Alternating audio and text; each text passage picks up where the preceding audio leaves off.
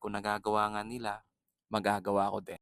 Sino dito yung bakante tuwing gabi from 6 p.m. up to 11 p.m. at baka bago ka pa lang po dito kay TikTok or matagal ka na pero dahil sa kaka-scroll mo, napadaan sa'yo yung video na 'to ngayon.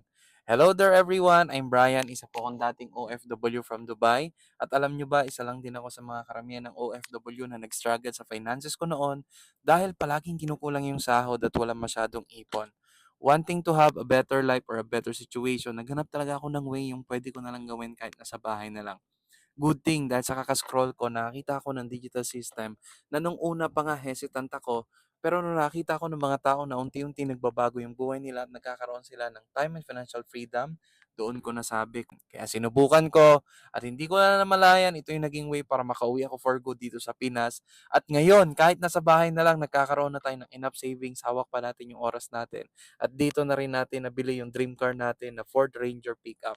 Kaya kung isa ka pong OFW katulad ko at matagal ka na rin nasa abroad at naghahanap ka ng way out mo para makakreate ka ng sarili mong time and financial freedom, feel free lang na mag-comment ka sa baba ng video na to ng how. See you and God bless.